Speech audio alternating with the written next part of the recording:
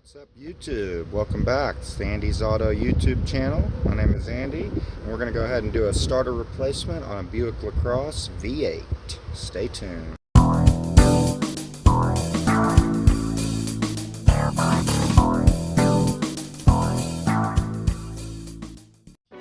you need some new headlights for your vehicle?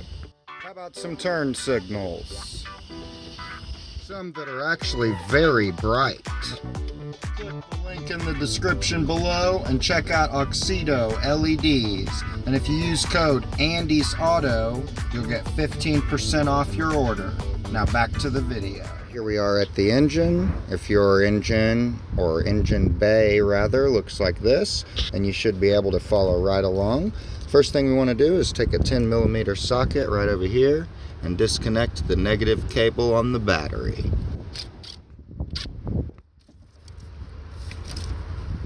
So the starter is actually right there with the stop sign on it, and the exhaust kind of goes right over it. So what we're going to do is we're going to remove the air cleaner box and we're going to pull it out the side that way.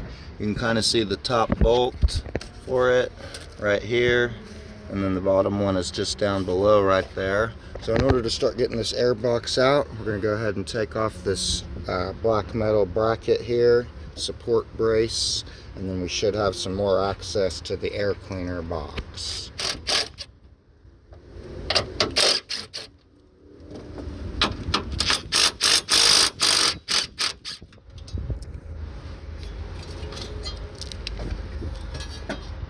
We can just set that to the side. So the next thing we want to do is go ahead and unscrew the clamp here, loosen it up. We're also going to move this clip here towards the rear, and we can pull up on that hose. We can also push in on this hose, or not this hose, but the electrical connector tab, pull that up. We also want to lift up on these clamps to release the air box. And then now I'm going to get a screwdriver and unscrew that clamp. Alright, now that that clamp is loose, we should be able to pull back on this towards that way, and then we can take the whole assembly and pull it out. Since it is disconnected right here, this whole piece should be able to pull out with a little bit of effort. Okay, now that we've got that picked up and removed out of the way, we can also go ahead and pull our air filter out, set that to the side. And then we want to try to get the rest of it out. This one's kind of loose, but I think what we need to do is push on all of these tabs. There's a couple here, and there's a couple more on the other side, and we should be able to lift the top section out of here. Right, so it looks like the engine computer is literally in line with the intake airstream. I guess that's to keep it cool, but I must say that that is the first time I have ever seen such a thing. Very, very weird indeed. However, I do believe that we've got enough wiggle room on this bad boy where we don't really have to remove it completely. And now we can get access to our starter here. Sorry, the sun's kind of glaring on it. But first thing we want to do is go ahead and take a 13mm and loosen this up. And then we also want to remove this little clip here. May have to get a screwdriver, maybe not. Hold on, I don't think that's, no, we're good. Well, maybe. It wants to come out. Can't tell if it's got a locking tab on it or not. I think it may. Let me grab something and we'll double check on that. So I was wrong, there is no locking tab. You just need to push on this part while it's locked in the little hole here. There's a hole right there, and this will plug in, and the part I just said to push down, you can kind of see how there's a little lip on it. It'll lock in place there. So what I actually did was I took a 90-degree pick like this, and I pushed in on the hole, and it released the tab, and I used my other hand to pull it out. So now we're going to go ahead and loosen the B+ terminal. Got that loosened up. Go ahead and remove the nut the rest of the way, and the washer Actually seems like this starter may have been replaced before, but I guess we'll find out. There's one wire here, and then there's another one as well, so we'll want to slide both of them off, make sure that they both go back on. And you probably want to put the one with the rubber cover on it on last so that it will cover them both. So the next thing we want to do is start looking at that bolt as well as the one below it. I believe they are also 13 millimeters, so we're going to go ahead and remove those, and then the starter should come out over towards this way and come out. This is the driver's side. Alright, so this is what I did to get the top bolt out. Just used my gun and an extension and a swivel. I was incorrect on the size. It is actually a 15 millimeter, but I was able to break that loose. If you don't have this set up, you can totally get to it with a socket and extension. So for the lower bolt, I used an offset wrench like this, 15 millimeter, and I stuck it under the exhaust, and I got on the bolt just like that, and I was able to loosen it up. If you do not have a wrench like this, it will probably be pretty difficult to get that lower one off. You can probably get it with a regular wrench, but it's going to be significantly more difficult.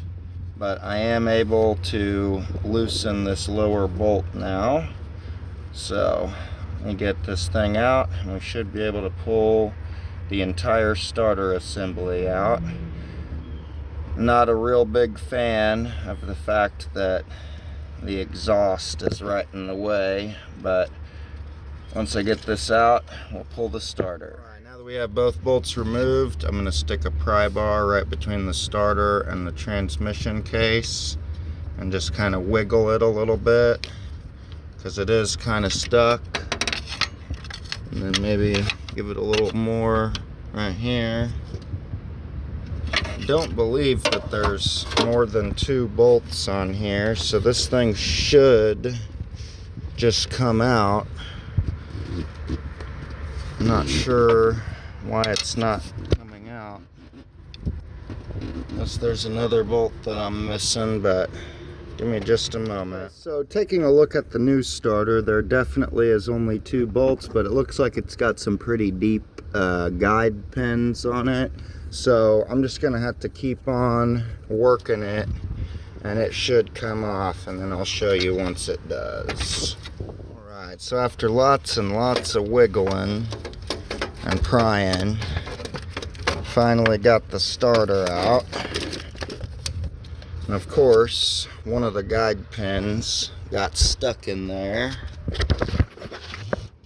So I'm going to have to try to pry that out, and then we can put the new starter in place. Alright guys, so to get that pin out, it took a combination of some PB Blaster, a torch, and some vice grips to get that dowel pin out. I grabbed onto it and I wiggled it up and down, got it to spin, tried to wiggle it back and forth. It was like getting a loose tooth out. And unfortunately, it probably took me about 20 damn minutes to get that thing out. But now that we finally got it out, we can put our new starter in position and get our bolts threaded in. Alright, so you can kind of see there, we got the starter installed. I did have to work it in a little bit, but it wasn't as difficult as getting that pin out. I just had to kind of tap on it a few times in a couple spots, and those new pins seated in place. So now we're pulling the new nut and washer off.